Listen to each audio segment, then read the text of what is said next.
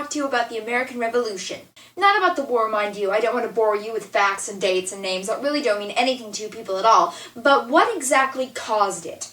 And no, it's not actually about no taxation without representation and all that crap. What it really was a smaller part of a much bigger fight going on in Europe at the time.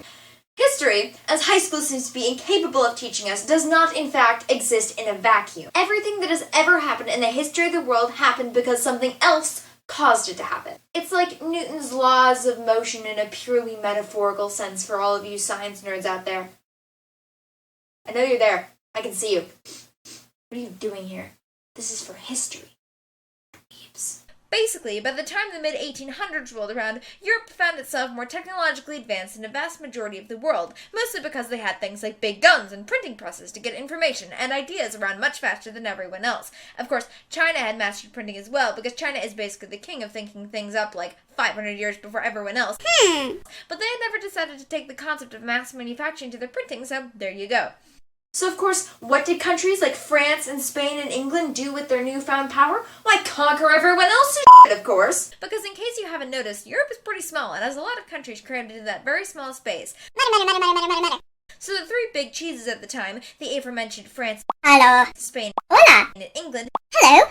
began expanding into faraway territories, more specifically parts of Africa, Asia, and of course the Americas, which they saw as the easiest to conquer because the people over there hadn't ever had any reason to develop any new technology, so they were still using spears and pointy sticks to attack people, while the Europeans had small balls of metal which could be propelled through the air at such a speed that they can tear through your entire body.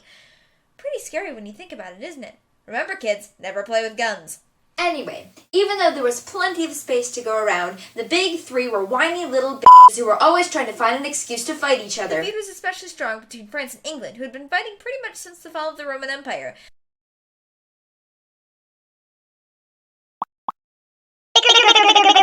So a series of wars, ending with the French and Indian War, actually the 7 Years' War everywhere else in the world, but we Americans just had to be hipster and call it something completely different, occurred.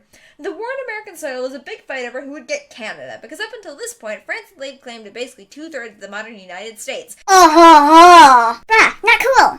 And after the war, which did not end well for the French, I might add, Get away, you baguette. Yay! England took Canada from France in exchange for some of its other colonies that England captured, and all of a sudden the Americans, who had participated in the war but mostly just sat there twiddling their thumbs, weren't confined to their tiny little part of the continent anymore and didn't require a large army to protect them.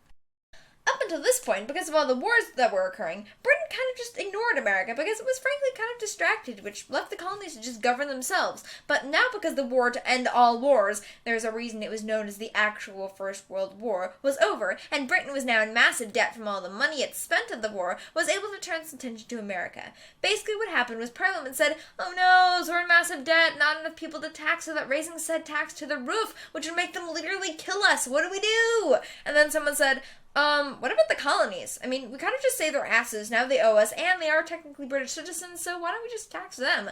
And then Parliament said, hey, that's a good idea, and so they taxed some imports to America, like paper, which only the educated man at the time was likely to use. This was, of course, not the best idea on the part of the British. I mean, think about this. We need to tax something. Oh, I know. Let's tax an item that only people who are super intellectual, therefore making them twice as likely to rebel against us, actually use. Yeah, that's a great idea. Of course, as I mentioned before, the colonists weren't actually mad about the taxes. They were upset that Britain, who until that point had largely left them alone, was suddenly coming in and exerting its influence on the colonists. It was the principle of the thing. They thought that as British citizens they shouldn't get taxed without having someone to stand up for them, namely some representation in Parliament. Which is where the saying, no taxation without representation comes from. Anyway, people started to get a little pissed off and then things escalated from there.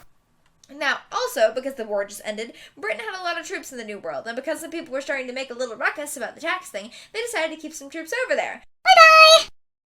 And then the colonists started getting a little peeved about someone hanging over their shoulder all of the time, making sure they paid their somewhat unjust taxes and whatnot. Grrr. So they began to get even more peeved. And then this thing called the Sons of Liberty happened, and they burned a couple of rich British dudes' houses to the ground, and this thing called the Boston Massacre happened, which wasn't actually much of a massacre because only 5 people really died.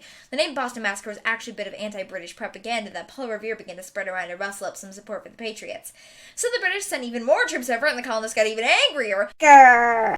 So Britain said, okay, mate, it's all cool. We'll repeal some of these taxes, okay? And America was like, hey, thanks, dude. Now we can be friends again. But then because Britain's a douche, which is really how to sum up imperialism in 3 words, he said, except I'm gonna tax your tea just because I can.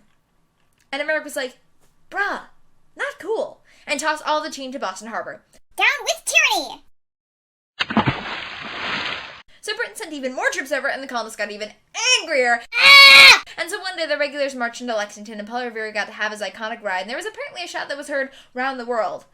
Although I don't know if that's true. I can't really grab someone from, say, India who lived around that time and ask them, hey, could you really hear that one shot all the way over here?